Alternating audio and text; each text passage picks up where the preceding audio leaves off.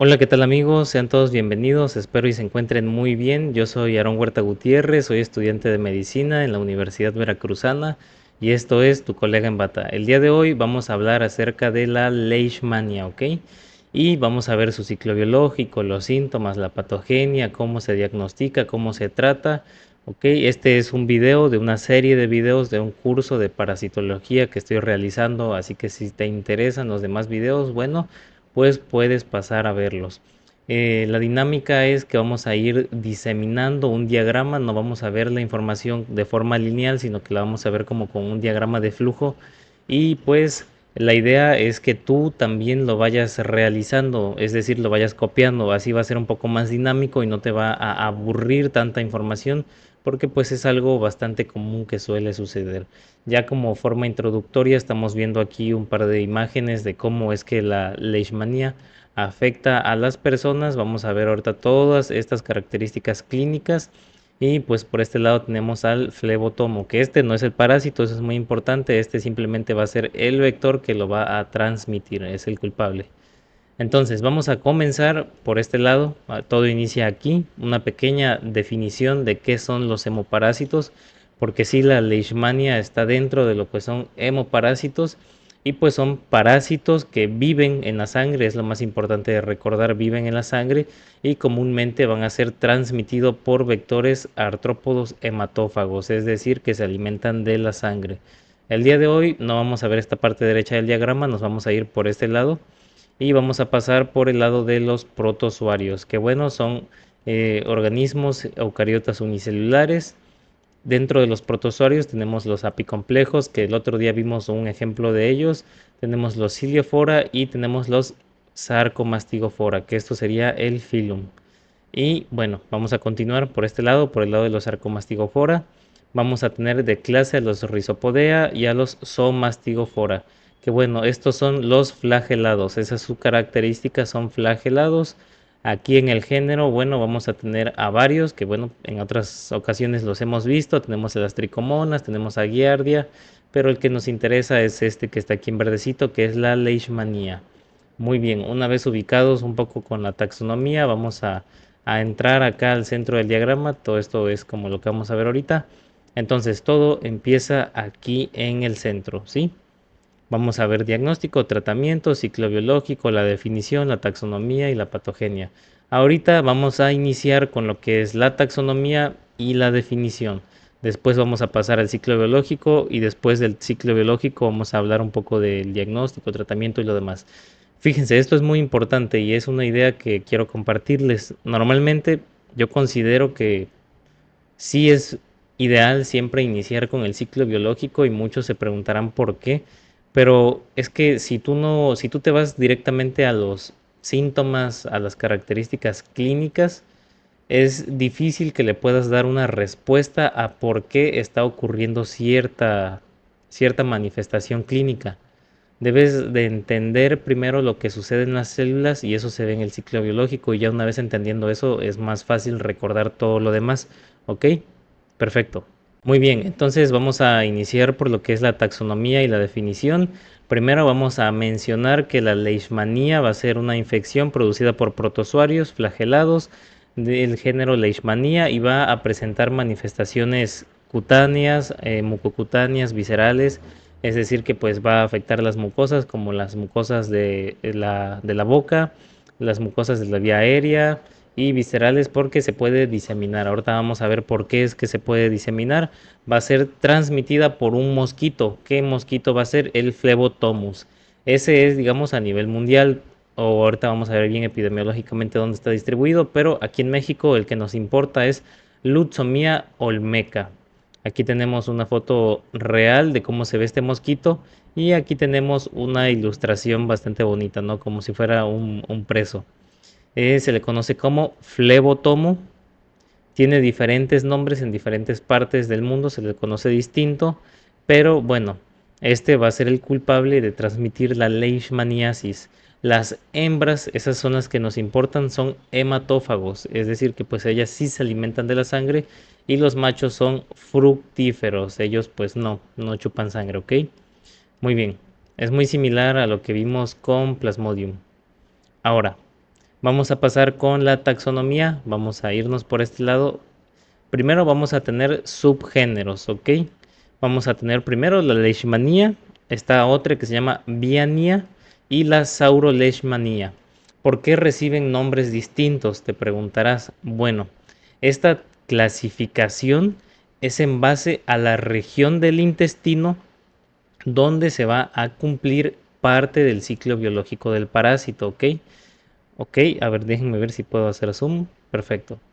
Miren, tenemos esta hipopilaria, suprapilaria por enfrente del píloro y peripilaria alrededor del píloro. Esto no es tan necesario recordarlo, pero sí es importante saber que, bueno, se clasifican en base a qué parte del intestino es donde se va a cumplir el ciclo biológico. Ahora miren, esto sí es muy importante.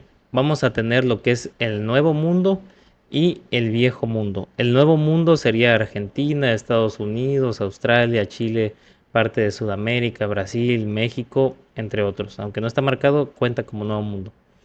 Y aquí en el Nuevo Mundo vamos a tener ciertas especies de Leishmania que van a tener en el Viejo Mundo. ¿Quién conforma el Viejo Mundo? Bueno, España, Italia, Francia, ok, Rumania, entre otros países del Medio Oriente. Perfecto. En el Viejo Mundo vamos a encontrar lo que es la Leishmanía. Y en el Nuevo Mundo vamos a tener a lo que es la Viania y a la Leishmanía también, ¿sí? La vamos a encontrar aquí y allá, pero característico de aquí, Viania. Muy bien. Ahora, vamos a tener diferentes especies. Esto es el subgénero. Y vamos a tener ahora especies. En el Viejo Mundo, ¿qué especies vamos a tener? Vamos a tener la Major, la Trópica, la Donovani. Y en el Nuevo Mundo, sí, en el Nuevo Mundo vamos a tener la especie mexicana, brasiliensis y guayanensis. Cada una de estas produce unas manifestaciones clínicas distintas. Vamos a diseminarlo un poco. En el viejo mundo, que tenemos la mayor y la trópica, estas dos van a producir leishmaniosis cutánea. La trópica va a producir leishmaniosis recidivans. La Donovani va a producir leishmaniosis visceral y leishmaniosis post-Kala-Azar. Ahorita más adelante vamos a ver qué es eso de Kala-Azar específicamente.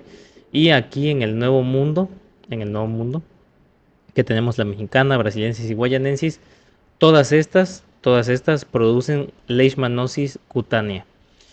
Ahora, la mexicana específicamente, que la encontramos aquí en México, va a producir leishmaniosis cutánea difusa. La brasiliensis va a producir lo que es la leishmaniosis mucosa. Y la guayanensis va a producir lo que es la leishmaniosis cutánea difusa. Es importante ubicarse bien con respecto a esto, es un poco confuso, pero yo creo que con este diagrama puede ser entendido bastante fácil. Y bueno, dicho esto, vamos a pasar ahora sí a lo que es el ciclo biológico, que es la parte más importante. Ahora, en el ciclo biológico vamos a iniciar diciendo que es un hemoflagelado intracelular obligatorio, es decir, se va a desarrollar sí o sí dentro de las células y va a producir lisis celular, que esto ya lo podemos ir asociando con ciertos tipos de inflamación, ¿no? Va a ser dimórfico porque va a presentar dos formas durante todo el ciclo biológico. Vamos a tener como estadio diagnóstico y como estadio infectante. Como diagnóstico vamos a tener al amastigote. ¿Qué es el amastigote? Bueno, es la forma intracelular obligada. Esto lo vamos a encontrar dentro de las células. Se va a reproducir por forma sexual, fisión binaria. Va a ser redondo. Eso es muy característico del amastigote. Es redondo y es el estadio diagnóstico. Entonces, pregunta de examen. ¿Cuál es el estadio diagnóstico de la leishmania? El amastigote. Ahora, ¿cuál es el estadio infectante de la leishmania? El promastigote. El promastigote, si este es intracelular, pues obviamente este va a ser extracelular. Y este lo vamos a encontrar en el vector. El promastigote va a estar en el vector. También se reproduce de forma sexual por fisión binaria. Los dos son fisión binaria. Este tiene forma fusiforme y es el estadio infectante. Muy bien, estas son las dos únicas formas que vamos a encontrar del parásito, así que está bastante sencillo, no nos vamos a confundir tanto como con 5 fases evolutivas. Ahora, todo inicia aquí. ¿Con qué inicia? Con una picadura. Una picadura, que bueno, es la infección. Va a llegar el flebotomo. Aquí tengo un pequeño dibujito que yo hice. Es lo que está sucediendo aquí. Tenemos el flebotomo. Este va a picar al ser humano. Él ya viene infectado, ya viene con estos promastigotes metacíclicos, los trae adentro en, su, en sus glándulas bucales. Succiona sangre y al momento de que succiona sangre, estos promastigotes son inyectados, ¿sí? Son inyectados. ¿Quién lo va a hacer? El flebotomo hembra. Recuerden que los machos son fructíferos. Muy bien. Una vez que nos infectamos de los promastigotes metacíclicos, ¿qué va a pasar? Esto sí es muy interesante, fíjense. Esto es bastante interesante por la relación que tiene con el sistema inmune. ¿Qué va a ocurrir? Una infección de células fagocíticas. Las células fagocíticas, como las células dendríticas, los macrófagos, los neutrófilos, van a acudir a donde están estos parásitos, los van a reconocer y van a buscar fagocitarlos, ¿sí? Los reconocen, dicen, aquí tenemos un parásito, entonces van sobre él y lo fagocitan, ¿sí? Lo engullen y aquí está ya fagocitado, ¿no? El macrófago lo fagocitó. Entonces uno pensaría, bueno, ya acabó el problema, ¿no? Se terminó, ya fue fagocitada la leishmania, pero no. Justamente esto era lo que el parásito quería, que lo fagocitaran, porque fíjense cómo se defiende, ¿no? Aquí podemos ver macrófagos y estos puntitos son la leishmania que ya está dentro de los macrófagos. Muy bien. Este sería el estadio diagnóstico. Aquí se puede diagnosticar. Ahora, ¿qué pasa? Dentro del macrófago va a haber una reproducción asexual. Aquí el macrófago fagocitó al promastigote. Esto va a transformarse por fisión binaria en amastigote. Se va a seguir reproduciendo, se va a seguir multiplicando y vamos a tener muchos amastigotes dentro del macrófago. Aquí están ya macrófagos con un estado de evolución bastante avanzado, están llenos de amastigotes. ¿Y qué va a pasar? Bueno, el macrófago no va a poder contener todos estos amastigotes y va a terminar reventando, ¿sí? El macrófago no pudo fagocitar al parásito, termina reventando. Digamos que el parásito utiliza al macrófago como si fuera simplemente un vehículo, lo utiliza para andar por el cuerpo y va por el sistema sanguíneo, va por la circulación, se va multiplicando y por último revienta a las células fagocíticas, las revienta y todos estos amastigotes van a ser liberados a la vía linfática y a la vía sanguínea. Y ya una vez en la vía linfática y la vía sanguínea, tanto en la linfática como en la sanguínea, perdón, vamos a tener el sistema fagocítico mononuclear, vamos a tener diferentes células que fagocitan y estas células que fagocitan van a querer fagocitar estos amastigotes. Entonces se va a repetir el ciclo porque van a querer fagocitarlas, las engullen y dentro de ellas se va a volver a multiplicar, se van a volver a reventar y van a volverse a liberar. Entonces es un ciclo continuo en el que las células fagocíticas se están viendo afectadas. ¿Sí? Muy bien. Entonces, una vez entendido esto, bueno, las manifestaciones sí van a depender de la capacidad de las diferentes especies para diseminarse. ¿Por qué? Porque ya una vez en la vía linfática y sanguínea no hay límite, pueden ir a donde sea. Y esto va a dar diferentes manifestaciones clínicas de a dónde es que se fueron, ¿no? Muy bien. ¿Qué sigue en el ciclo biológico? Bueno, sigue la infección del vector. Aquí viene un flebotomo. Este flebotomino pues no está infectado. Llega, chupa sangre y se lleva la sangre junto con los amastigotes, ¿sí? Muy bien, recuerden que es la hembra, eso es muy importante. Se lleva la sangre con los amastigotes y ¿qué va a pasar en el flebotomino? Bueno, entra, se va a su tubo digestivo, se va al intestino medio y aquí en el intestino medio se va a transformar en promastigote metacíclico. Estos van a almacenarse en la cavidad bucal, ¿sí? Y bueno, ya una vez que nos venga a picar, nos los va a pasar como lo vimos al inicio de lo que era el ciclo biológico, ¿no? Porque aquí ya terminaría el ciclo biológico y ya aquí volvemos al inicio, donde nos infectó con estos promastigotes metacíclicos. Aunque antes de dar por terminado el ciclo biológico, vamos a ver unas pequeñas características del flebotomino para que lo sepan reconocer. Tiene cuerpo y alas peludos. Esa es una característica. No emite zumbido y solamente pican las hembras. Eso es importantísimo. ¿Dónde se reproduce el parásito? Dentro del vector, en el tubo digestivo. Esa es una pregunta de examen. En el tubo digestivo es donde el parásito se va a reproducir. Tiene actividad crepuscular y nocturna. Importante. Solamente sale a picar sobre las tardes y las noches. Se encuentra en climas medianamente fríos, ¿sí? Y le va a atraer la luz. Muy bien. Y con eso terminaríamos el ciclo biológico. Una cosa que sí es importante, que este proceso en el que la mastigote se va a transformar en promastigote metacíclico tiene un nombre y se llama metaciclogénesis. Metaciclogénesis, esa también es una pregunta de examen y esta metaciclogénesis tiene una duración de 7 días en el vector. Muy bien, yo creo que el ciclo biológico era de lo más sencillito, así que ahora sí vamos a pasar a lo más importante, que es la patogenia y la inmunidad. Muy bien, sí se está grabando. Perfecto, continuando con la patogenia. Primero vamos a tratar lo que es la inmunidad. ¿Qué pasa aquí? Miren, observen esto. El vector se ha desarrollado o digamos que el parásito en conjunto con el vector han evolucionado y tienen una especie de simbiosis que al final el vector contribuye de cierta forma a que la virulencia del parásito sea mayor. ¿Por qué? Bueno, el flebotomino tiene un compuesto que se llama maxodilán y este compuesto es un péptido que él va a secretar cuando pica, ¿sí? Y este péptido es un vasodilatador. Entonces, si los vasos se dilatan, hay una mayor facilidad de difusión por parte del parásito vía sanguínea. Entonces, esto va a aumentar la virulencia del parásito. ¿Qué va a pasar? Porque este maxodilán además va a estimular en conjunto con la leishmania el desarrollo de células TH2. Entonces, estas TH2 van a contribuir a producir interleucina 4 e interleucina 10. Y tú dirás qué son o para qué sirven, ¿no? Esas interleucinas. Bueno, estas van a inhibir la producción de IFN. ¿Qué es IFN? Bueno, interferón gamma. ¿Y qué pasa si se inhibe la producción de interferón gamma?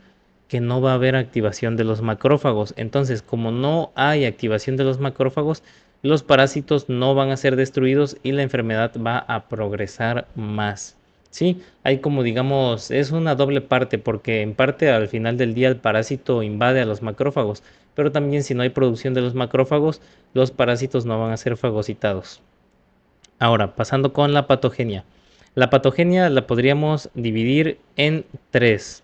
Vamos a tener la leishmaniosis mucocutánea americana, la leishmaniosis cutánea del viejo mundo y la leishmaniosis visceral conocida como Kala-Azar.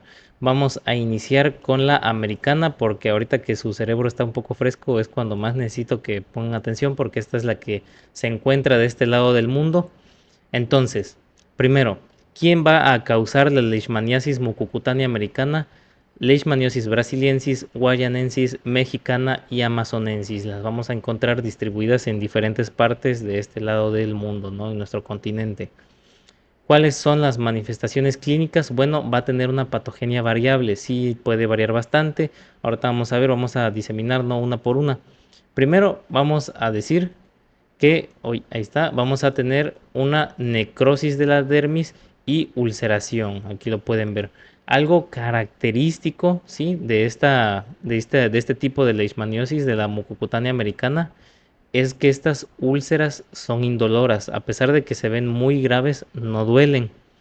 Vamos a tener formación de pápulas, ¿sí? Que va a ser una reacción, ¿sí? La formación de pápulas va a ser una reacción a la inflamación que está ocurriendo en el tejido. ¿Por qué? Porque se está necrosando la dermis. Entonces, en respuesta a esta formación de pápulas, sí, vamos a tener la formación de granulomas, ¿sí? Ahora, vamos a tener también atrofia cutánea, es decir, desaparición de la epidermis, por eso se ve así. ¿Ok? Hay una atrofia cutánea.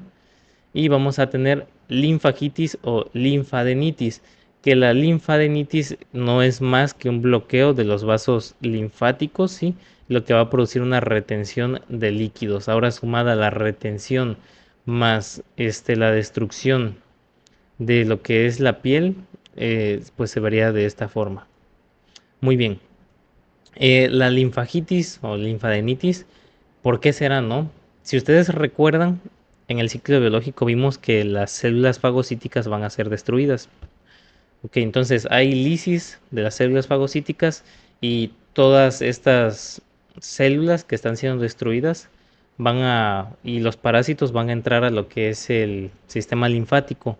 Entonces, en el sistema linfático, donde también pues hay células fagocíticas, van a ser destruidas estas células, lo que va a ocasionar una obstrucción de los vasos linfáticos. Por eso hay linfagitis. Ahora, estas digamos que serían manifestaciones o patogenia como tal. A esto le vamos a, ahora sí ya como a manera de resumen, pues tenemos la linfagitis, ¿sí? Vamos a tener las úlceras cutáneas, que aquí están otras imágenes. Estas úlceras, característico de la leishmania, es que va a producir una costra blanca.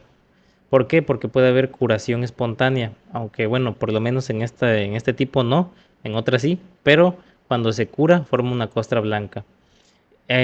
Como hay una exposición de lo que es la epidermis, hay una entrada al cuerpo humano, permite la inoculación de bacterias. Entonces, muchas bacterias u hongos oportunistas van a ocasionar lesiones vegetantes, ¿no? El paciente puede adquirir algún hongo y pues ya se le forma una micosis. La leishmania va a dejar cicatriz, deja cicatriz y va a haber compromiso de las mucosas, que la más común es en la vía aérea, donde hay una pérdida o un agujero, se forma un agujero en lo que es el tabique nasal. Y difusa, ¿qué es la leishmaniosis difusa? Esta sí es pues bastante importante. Es un cuadro clínico que tiene parte que ver con la respuesta inmune del paciente y se van a formar lesiones nodulares en todo el cuerpo. Esta es por la leishmaniosis mexicana y la guayanensis. La difusa es como un poco de todo y pues es bastante variable. Ahora, ya terminaríamos con esto, la leishmaniosis mucocutánea americana. Vamos a pasar con lo que es la leishmaniasis cutánea del viejo mundo. Esta es bastante cortita. La vamos a encontrar en países del Medio Oriente. Va a ser causada por la leishmaniosis trópica, la mayor y ateópica. ¿Qué va a causar? Va a causar úlceras purulentas dolorosas. Esta es la diferencia entre la mucocutánea americana, donde las úlceras son indoloras, aquí sí duelen. Aquí va a haber una mejor respuesta inmune, va a generar escalofríos y fiebre, y la patogenia característicamente va a ser muy similar a la mucocutánea americana. Lo bueno de esta es que puede haber curación espontánea y bueno, en caso de curación espontánea nos dejaría una cicatriz como lo vimos acá en la mucocutánea del Nuevo Mundo o bueno, la americana. Y bueno, ya eso sería la cutánea del Viejo Mundo, pasaríamos a la leishmaniosis visceral. Por el lado de la leishmaniosis visceral, conocida también como Kala-Azar, Kala-Azar viene del hindi, Kala quiere decir negro, Azar quiere decir fiebre. Le pusieron o le empezaron a decir así porque algunas personas sufren cierto oscurecimiento en las primeras etapas, ¿no? ¿Por qué ocurre este oscurecimiento? Bueno, porque tanto el hígado como el vaso, como los riñones y como el tejido óseo se puede ver afectado, entonces eso en conjunto puede dar una pigmentación de oscurecimiento. Va a generar lo que son lesiones ulcerativas, linfadenitis, que ya vimos lo que es, y va a haber una diseminación a órganos blandos. Va a ser causado por leishmaniosis donovani, infantum y chagassi. Ok, vamos a tener aquí lo que es la hepatomegalia. Este es un hígado normal, este es un hígado hepatomegálico. ¿Qué va a pasar? Bueno, las células de Kupffer van a llenarse de parásitos. Las células de Kupffer son macrófagos, ¿sí? Residentes del hígado. Entonces, cuando el parásito llega al hígado, por medio ya sea de la linfa o de la sangre, llega al hígado, estas células van a tratar de fagocitarlo, no van a poder, van a ser infestadas, van a sufrir lisis ¿Y qué va a hacer en respuesta al hígado? Va a empezar a formar nuevas células, va a empezar a crecer y esto nos va a dar el cuadro clínico de hepatomegalia. Además va a haber eosinofilia e infiltrado inflamatorio. Por otro lado vamos a tener esplenomegalia, donde los cuerpos de Leishman, ¿sí? Estos los van a afectar específicamente la Donovani, que estos son pues también macrófagos, se van a infectar con parásitos y va a ocurrir lo mismito que ocurrió en el hígado y el vaso va a empezar a crecer para producir más células fagocíticas, lo que va a darnos una esplenomegalia. Muy bien. ¿Y qué va a ocurrir en la médula ósea? Esto sí también está bastante interesante. Vamos a tener una hiperplasia de la médula ósea. Vamos a tener bastantes amastigotes, vamos a tener abundantes megacariocitos, va a haber una depresión de las células rojas, blancas y las plaquetas. Entonces, ¿por qué pasa esto, no? ¿Por qué hay una hiperplasia de la médula? Bueno, lo que es la médula se va a activar. ¿Por qué? Porque hay una descompensación de células fagocíticas. Entonces, como hay una descompensación, se activa para producir más. Sí, entonces eso nos da una hiperplasia, que literalmente es lo mismo que pasó en el hígado y en el vaso. Entonces, los amastigotes van a infectar a los macrófagos de la médula ahí mismo donde se están generando y esto va a ocasionar que se generen más megacariocitos para compensar la trombocitopenia, que es bueno una disminución de las plaquetas en la sangre. Perfecto. Ahora, ya como mini resumen de las manifestaciones clínicas de lo que es la leishmaniosis visceral, vamos a tener una reacción inflamatoria, una incubación de 4 a 10 meses, vamos a tener esplenomegalia y hepatomegalia. Entonces aquí yo les dejo una foto de este niño. Si ustedes se fijan, tiene el abdomen distendido y esto es a causa de que tiene una esplenomegalia y una hepatomegalia, ¿ok? Esto es característico de la leishmania. Vamos a tener fiebre intermitente, reacción inflamatoria, alteración de los mecanismos de coagulación. ¿Por qué? Porque hay trombocitopenia. Y vamos a tener microhemorragias que no suelen ser muy graves. También se va a presentar linfadenopatía porque los vasos linfáticos se siguen afectando, pero puede haber curación espontánea. Entonces eso es como lo bueno. Muy bien, perfecto. Con eso ya vimos lo que es la inmunidad y la patogenia, ya vimos la taxonomía, la definición, ya vimos el ciclo biológico, entonces solamente nos queda el diagnóstico y el tratamiento. Primero vamos a ver el diagnóstico y al final el tratamiento. El diagnóstico nos vamos por aquí y se va a dividir en tres vías, si lo observan bien. Entonces, el primero, que es el 100% de especificidad, digamos que este sería como el gold estándar, es el hallazgo de los amastigotes en frotis sanguíneo tomando una muestra del borde de las lesiones, ¿ok? Ese es el primordial, pero también se puede por biopsia, cultivos y PCR.